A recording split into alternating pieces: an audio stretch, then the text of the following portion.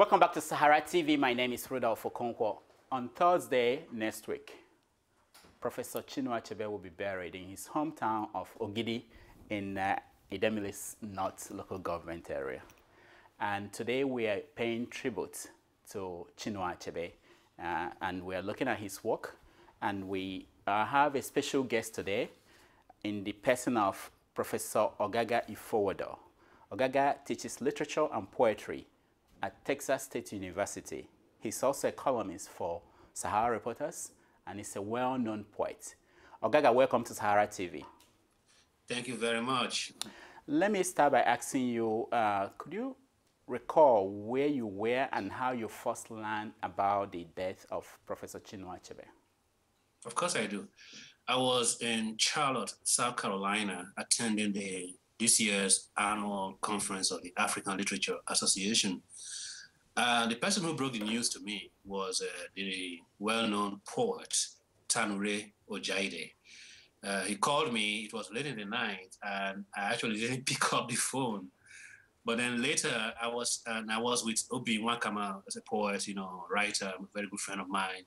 Then I later listened to his voicemail, and that was the news he broke, and I was shattered. I relayed it to Obi Nwakama, and both of us literally just cried on each other's shoulder, literally, and then said, well, we kind of seen this coming, but it was still very hard, to take, because news, if you will recall, had filtered out that Achebe was on in very good health in the last, couple of months or so, and couldn't even meet some of his engagements. Mm-hmm. So that was where I was, in Charlotte, South Carolina, attending the African Literature Association's annual conference. So I actually think that was a totally befitting moment, to hear of the news of his transfiguration, as I chose to call it, transfiguration into ancestordom.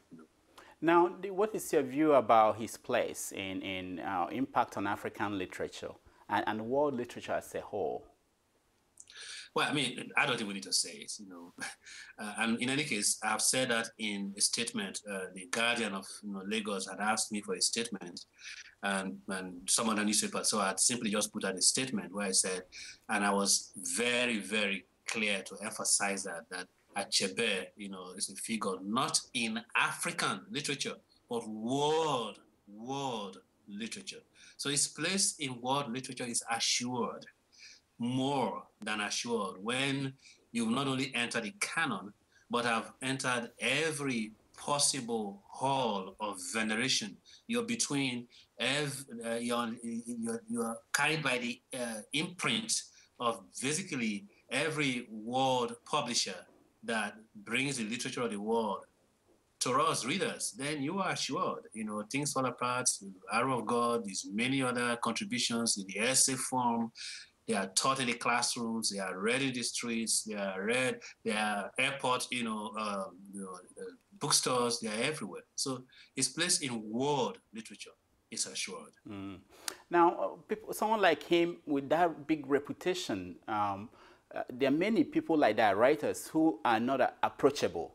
What is your own experience in past encounters with Chinua Achebe? How do you see, were you in touch with him? Did you ever meet him? And what would you feel about the way he carried himself as a human being? I never had a personal relationship with him. He's of the so-called quartet, in inverted quotation marks. Of course, Okibo died before our generation came of age. But of the remaining three, the trio, if you like, I know the other two, but the one I really, really have a personal relationship is Wale Soyinka. But on the other hand, I had stood in front of Achebe at least 4 times. The first time was in 1990 when I was still a law student at the Nigerian Law School, and had gone with my good old friend Tunde Fatunde to Eagle on Iroko, that big conference to celebrate Achebe at 60, at the end of which, that unfortunate accident happened. But I was in Nsukka then, and I saw him from a distance. Didn't even get close enough to shake his hand. The next time was with my friend and older brother, Odia Ofemu. We learned that Achebe after a few years of recovering first in Britain and then in the US, was in Nigeria and was at the Sheraton Hotel. And that in fact, some of his family was there. I think that's where I probably met Wando for the first time. Anyway, so Odia Ufemu and I went to greet him in his room at Sheraton Hotel. I don't remember the year precisely now, but I think it would be somewhere around maybe 1992, 1993. I don't want to be quoted on that. Then the third time was at Cornell, where I think at that point I was actually just rounding up my Master of Fine Art in Poetry or had just begun the PhD in English. But his Things Fall Apart have been adopted as the first year reading project. Cornell has its program where every year the incoming students had to read a text. All of them had to read it, and it became the subject of discussion. And Things Fall Apart was the novel going to be read that year. And to crown it all, Achebe will come to give a reading at the Statler Auditorium, massive auditorium, which was filled to capacity at standing room only. That was the next time that this time I did in fact stand in front of him. I did greet Professor Mrs. Christy Achebe, and I did probably shake hands, I'm not too sure, but at least I was present and I greeted him. Mm-hmm. The fourth time was in New York. Obiora Udechukwu, there was an exhibition of his works at Skoto Gallery to mark Obiora Udechukwu's 60th birthday, and Obiora had kindly invited me as one of his guests, and Achebe was, of course, Father of the Day / guest of honor, which incidentally is the place where I first met one other figure who had been Enwenzo, Okwi Enwenzo, who had been wanting to meet. That was where I also met Okwi Enwenzo for the first time. But that was the fourth time that I met Achebe, stood in front of him and greeted him. Oh, actually, I skipped one. So I would say 5 times. 70th birthday at Brad College. I was a guest. I was a fellow of the Iowa Writing Program, and I had gone to Brad College to attend, the 70th birthday celebrations. I don't think I had the opportunity to stand in front of him there, but of course, I was always more than happy, content to just behold him from a distance, just to see him alone, just to be in the immediate vicinity where Achebe was. That was enough. For me. So the rest was communicating with him through his work. Now, talking about his work, Things Fall Apart is well known all over the world, but some people consider that not to be his best work. What do you think about his works, and which one do you consider his best? Really, I'm not so sure I'm persuaded by some of these nitpicking arguments about which is the better novel, which is the... Look, the truth of the matter is that art is mysterious. Art is mysterious. Every great work of art literally creates the terms, the criteria upon which it is judged. And that is why it is art. It is artifice. We have to appreciate the way that work has come into the world. It's almost, if you like a human being. We are all like each other. Physiologically, we are the same. And in terms of even our physical structure, we are the same. 4 limbs, a head, barring any oddity, 10 fingers, 10 toes, and on and on and on, number of teeth in a full-grown adult, and so on. They're physiologically the same. But at the same time, we are all very unique. You will still approach even one of a pair of identical twins as an individual. His own character, his own temperament, his own way of being in the world. So when people go about this, this is a better work. I know, of course, there are some works that I would you just say, oh, this is not good enough. It's not as good as. But really, what is this main strike about Things Fall Apart that is supposed to distinguish it from Arrow of God? People hold up these so-called aesthets. They hold up Arrow of God as a better novel. Okay, it might be a better novel because it conforms more rigidly to the narrative structure and convention of the novel. But is that what makes it great? Is form alone that which makes a piece of work, of art, great? No. So maybe because I have more recently, I'm more familiar with Things Fall Apart in terms of the number of times I've reread it, I have taught it, and I've written around it.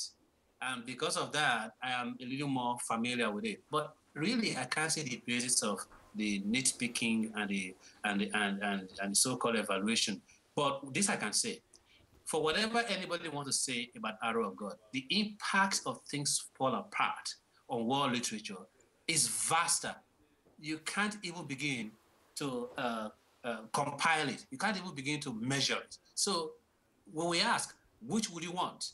The perfect novel that does not have the same impact on the world, on readers, or the so-called imperfect work, but which has this outstanding, incalculable, undeniable impact. In fact, literally changes the course of literature and in a way the world regarded and perceived a whole continent. I'm not saying it single-handedly did that, but as far as to the extent that we know that Things Fall Apart is one of the huge contributors, to the way Africa as a people, as a society, as a culture was viewed, then would you rather have that or have the perfect novel that does not approach that, impact? So I will leave it there. I don't think I want to enter the game of ranking. But at least you'll be able to answer this. You are a poet, and I want you to tell me, Achebe dabbled into poetry. He wrote Beware Soul Brother. As a poet, how do you assess his work? Yeah, actually, I was rereading his poetry. This is volume of his collected poems. I was rereading some of the poems recently, and I found myself, raising my appreciation a notch. Let me put it that way, raising my appreciation a notch. When I first read Beware Soul Brother, I didn't think very much of the poems, and I said to myself, maybe this is why Achebe wisely, decided to concentrate his energies in fiction and the essay rather than in poetry. But then rereading some of the poems, I come to realize that there's a little more to them, than I was able to appreciate earlier on. But that said, I think the poems tend to be a little bit too quiet, even when they are treating subjects like the Civil War, and some of the things that, are the hot button topics of the problem country called Nigeria. So there's a certain quietness, a steadiness, to them. And the form is not in any way adventurous, but I would say they are competent, decorous poems that do not speak quite as loudly as either his fiction or his non-fiction do. Now, we also know that Achebe spent some time as the editor of the African Writers series. People believe that he sacrificed a part of his career doing that, helping to publish new writers. In a recent interview with Sahara reporters, Professor Wole Soyinka talked about that African Writers series, and he said that there were some works that were published that were not of great quality. Although he said in all, it was a good thing, a positive thing. Now, what do you think about that Achebe's role in helping to showcase new writers and the influence, or so to say, the end of that series and what that did to publishing in Africa? First of all, maybe because, they were pioneers, being pioneers, everything they did was bound to have a much bigger, impact than if they were to try to be doing those same things now. So, and of course, everybody speaks of African literature now, and automatically they had to think about the Heinemann African Writers series, of which he was a pioneering editor. So that helped in constituting what you may call a field. So to that extent, it's incalculable, what he did. I won't go as far as to say that he sacrificed, his career, to nurture other writers by being, because as a series editor, it's not as if he was there, receiving the manuscripts and reading all of them one by one. I think it was more of a kind of executive editor position. He had other career, choices in life. If you want to say he sacrificed his career, you might have to point to, the war years, what it did to him, being an ambassador, for Biafra, and then also the fact that he was in broadcasting, and then the fact that he was also a teacher because he taught for a long time. In fact, he taught to the end, and teaching, as much as it is a good place for writers to be these days, it has its own demands. You had to teach, you had to grade papers, you had to meet students, you had to prepare your classes. So there are always things that would take time away. Now, writing, publishing everywhere, there's a whole lot of doggerel that gets published. People tend to forget that, that there's nowhere in the world where everything that comes out of the publishing mill is automatically a classic or a bestseller. Or we can even have bestsellers that are no good in terms of real, serious, creative literature. Like the pulp fiction you buy at the airport and read and discard, or the Harley Chase and Harold Robbins and the stuff that we used to consume, by the volumes, as secondary school students. So a lot of trash got published, I agree. In fact, I remember when I wrote my piece, my op-ed piece, Andy Uba's Messages is Bigger Than Yours. Before reading it, I wanted to also read Nkem Nwankwo's My Messages is Bigger Than Yours, because that's what I was actually playing on, with that title. And in rereading the novel, I was so angry. I kept telling myself, how did this get published? It was one of those Heinemann African Writers series, volumes. How did this get published? But having said that, at the time that those books were being published, they were playing a role. They may not have been great literature, but they were also good reading.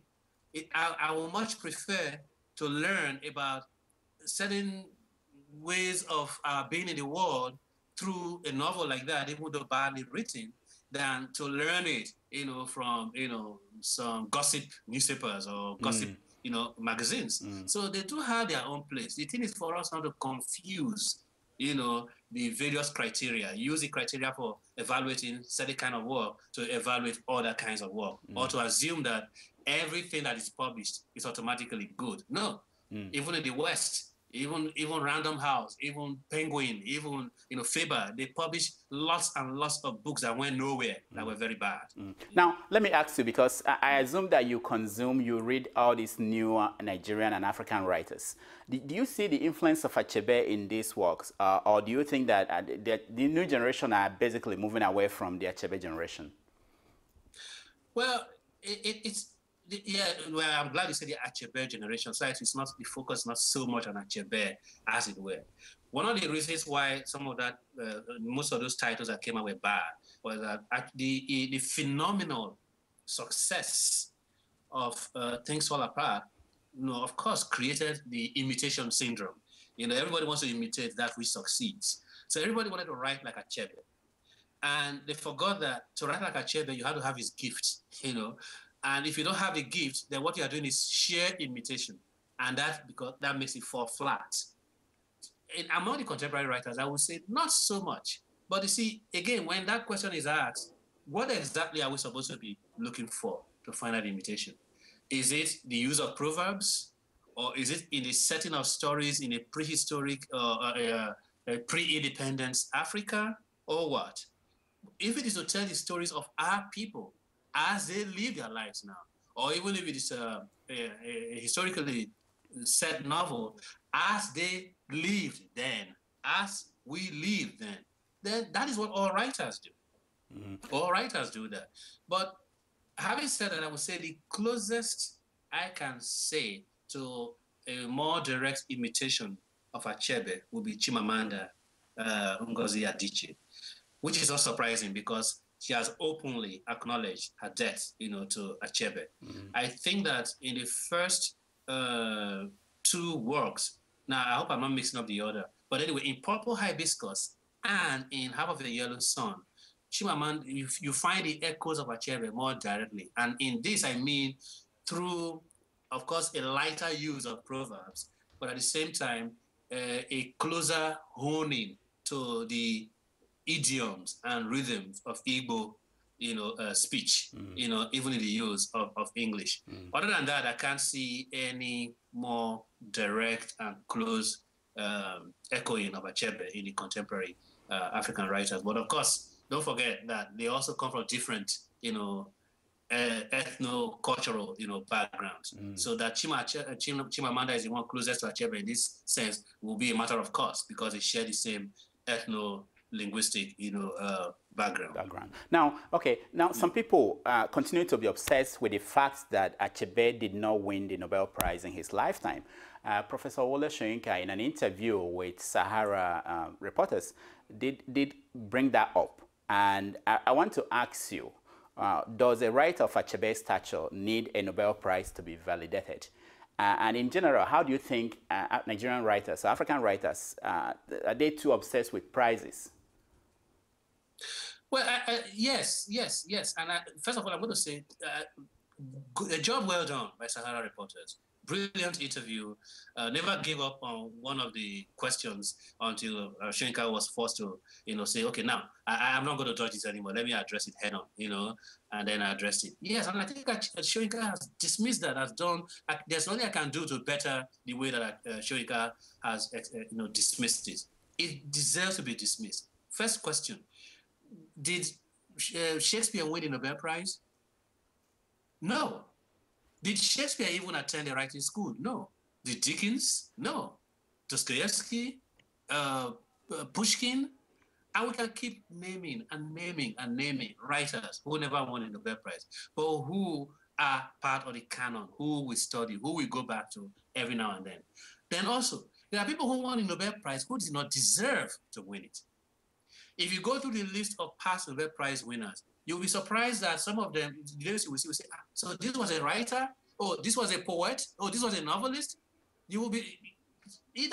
Prizes are prizes. Some will be deserving, some will not. And there's politics in every prize. And when I say politics, every time the word politics comes up, it tends to be pejorative. It shouldn't be. Politics means the art of how we come to negotiate the various values and claims, that are contending in society.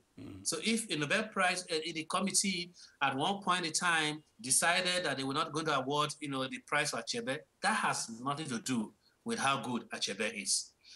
Lastly, I thought, and I may be wrong, I think it's Chinua, one of those who have been, who helped to stoke the embers of this fire in a very negative way, if you ask me.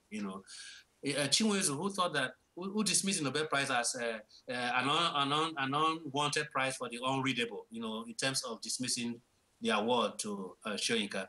Now, my question is, if the prize is not desired, the undesirable, then why are we making so much fuss about it? Or put another way, why do we need a European? And again, I guess I should go back to Achebe himself, because I remember when Achebe had also had his own personal dig at the Nobel Committee. When they convoked, I think there was a conference of African writers in Sweden, and then he dismissed the fact that we should have to have a conversation about African literature that will take place outside Africa and in Sweden. But now, why are we investing? This is the point I want to make, and I don't want any of the asides to take away from it. Why are we investing in the Nobel Committee with so much power that whoever wins the Nobel Prize automatically becomes either the best writer or the most important or the one that all of us need to bow to as a god or a goddess? Why are we giving the Nobel Prize or the Nobel Committee so much power? It is just a prize. And there are other prizes all around. And like I said, there have been deserving winners and there have been undeserving winners of any prize. So let's just stop this obsession, that Achebe didn't win the Nobel Prize. And so what? We are thereby, just like Soyinka said, thereby limiting him. By making it look as if, oh, you know what? He would have been a great writer. He would have been everything that he wanted. But for this sore lack, this great regret that he's going to take to his grave, that he never won the Nobel Prize. That is silly. We're reducing a man where at the same time that we think we're trying to elevate him. Now, Ogaga, we are running out of time. Let me ask you, right now, next week, he's going to be buried in Nigeria, and there are plans in place for the funeral, one of which is that the government seems to have taken over the arrangements. That's what the newspapers are reporting. And we also know that he's going to lie in state at the National Assembly. Do you think this is consistent with the life of Chinua Achebe when we know that he rejected all attempts by the government to honor him? Is it consistent? Are they kind of betraying his legacy by basically allowing the government to hijack his funeral? No, because it is Nigeria. Those people who are in government today, they were silly, ignorant, and idiotic, and they did what they did, which was regrettable and sad. But they are there as representatives of the Nigerian people. They don't own Nigeria. Even when they did that, they weren't doing that in the name of Nigeria. They were doing that on behalf of themselves. Now, the question would be, if they want to do that which needs to be done, which deserves to be done, which is to have an opportunity to give Achebe a national recognition, national honor before he is buried, on behalf of Nigeria. Shall we say no?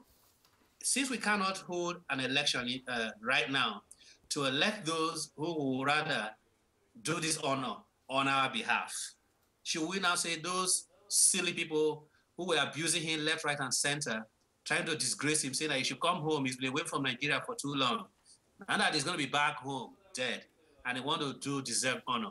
Shouldn't we rather allow them to eat their words right there, eat their words, and bow their heads in shame, and on behalf of the Nigerian people, do that which is necessary to accord Achebe a deserved, befitting honor? I would say yes. So let's not mistake the government for the people. The government is not the people. Let's take it that we are sending them on an errand, which they may not wish to carry out. But we're saying you must do it. You must pay this honor. You must make the opportunity for us, for Nigeria, to say goodbye, farewell to our father, our literary father, before he's buried. I don't see any contradiction there. If they open their mouth and disgrace themselves at that event, that is their business. They will be judged by history. On the other hand, if they start praising him and cannot even praise him enough, then we will all say, okay, look at them now. Yesterday they were abusing him, now they are praising him. That shame again is on them. So whichever way they go, it is on them. However, I will insist that the family be very clear about the terms of this honor being done to Achebe.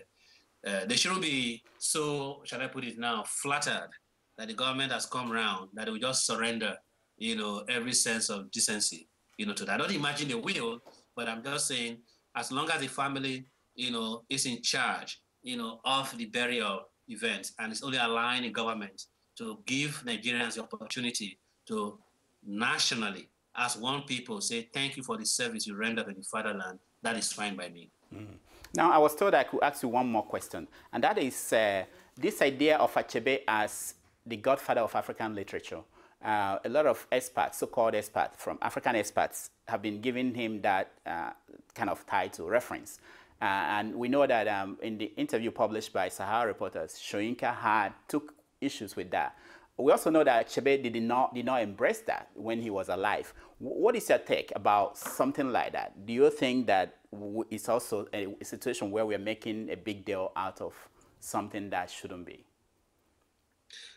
The trouble always, is that followers, disciples, they tend in their exuberance, in their zealousness, they tend to subtract from, shall I say, the sublimity, the humility, and the dignity and integrity of the master.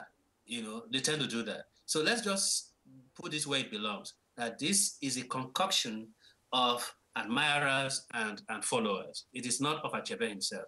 Now, being human, he may not also have minded it. After all, if you're going to be given the title founder of African literature, why not? You won't come out openly, to denounce it, or even if you denounce it, it's flattering, right? It is flattering. But to the extent that he himself came out to make it clear that he is not the father of African literature, that should solve the problem. We should go beyond that. It's like the Nobel Prize, hunchback that we've been carrying along all these years.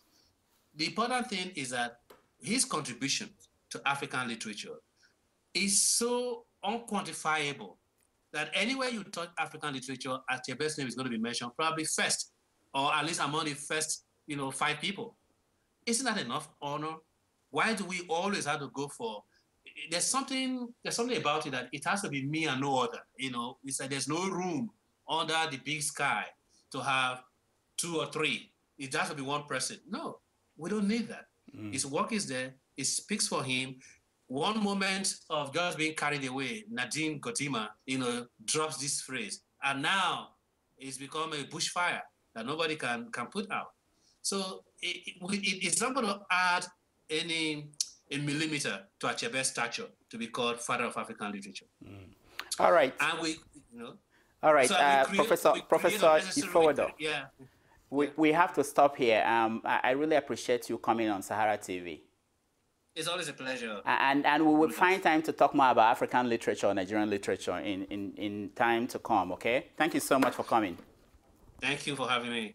That was Professor Ogaga Ifowodo, who is a poet and teaches at Texas State University. When we come back, we are going to continue our programming. I hope you stay tuned and enjoy. Thank you.